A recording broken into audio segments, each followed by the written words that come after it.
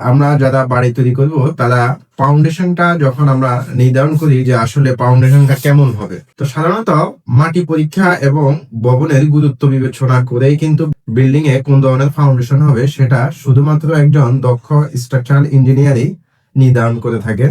এতে অনেকগুলো বিষয় নির্ভর করে, যেমন হচ্ছে ভবনটি কততলা হবে এবং সেই ভবনের ফাউন্ডেশনের জন্য কতটুকু গভীর পর্যন্ত যেতে হবে।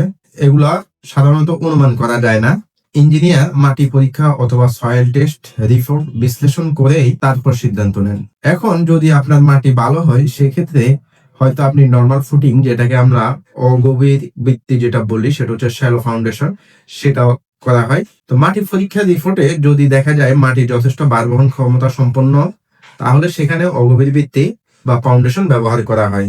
এখানে আমরা অগভীর ফাউন্ডেশনের মধ্যে কলাম ফাউন্ডেশন এবং ব্রিক ফাউন্ডেশন নিয়ে আলোচনা করছি।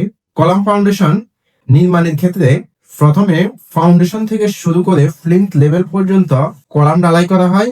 এরপর ফ্লিন্থ লেভেলে বিম ঢালাই দেওয়া হয়। এভাবে প্রতিটি ফ্লোরে কলাম ও বিমের মাধ্যমে একটি গ্রিড স্ট্রাকচার তৈরি করা হয়, যা পুরো ভবনের লোড বহন করে। ব্রিক ফাউন্ডেশন, যদি মাটি ভালো মানের হয় তাহলে সাধারণত 4 তলা পর্যন্ত ভবন নির্মাণের জন্য ব্রিক ফাউন্ডেশন উপযোগী হতে পারে। তবে বর্তমান সময়ে ভূমিকম্পের যে প্রকোপ, সেটার জন্য ব্রিক ফাউন্ডেশন না দেওয়াই ভালো। এর নির্মাণ প্রক্রিয়ায় লেআউট অনুযায়ী প্ল্যানের দেয়াল বরাবর সব লাইনে মাটি খনন করে ফাউন্ডেশন তৈরি করা হয়। ব্রিক ফাউন্ডেশনে ভার বহনকারী দেয়ালের পুরুত্ব কমপক্ষে 10 ইঞ্চি হয়ে থাকে। এবার জেনে নেওয়া যাক আসলে ফাউন্ডেশন নির্মাণে আমাদের কিছু গুরুত্বপূর্ণ সতর্কতা, যেমন হচ্ছে খননকৃত মাটি সংরক্ষণ।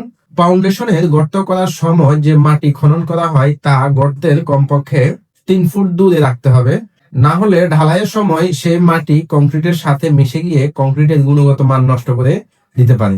দ্বিতীয়ত যে বিষয়টি সেটি হচ্ছে ইটের সোলিং করার আগে পূর্ব প্রস্তুতি। ফাউন্ডেশনের নিচে ইটের সোলিং করার আগে মাটি ভালোভাবে দুধমুছ করতে হবে, তারপর এক লেয়ার বিটি বালি দিয়ে সমান করে নিতে হবে এবং যদি ডিজাইনে দেওয়া থাকে তাহলে সোলিং কাজের পরবর্তীতে আপনাকে সিসি ঢালাই করতে হবে। ফাউন্ডেশনের গর্ত খননের সময় যদি উই পোকার ডিবি পাওয়া যায় তাহলে কোনো অবস্থাতেই এটাকে আপনারা অবহেলা করতে পারবেন না। এই বিষয়ে বিশেষজ্ঞ যারা আছেন তাদের পরামর্শ নিয়ে প্রয়োজনীয় রাসায়নিক ব্যবহার করে ভালোভাবে উই পোকা দমনের ব্যবস্থা করতে হবে।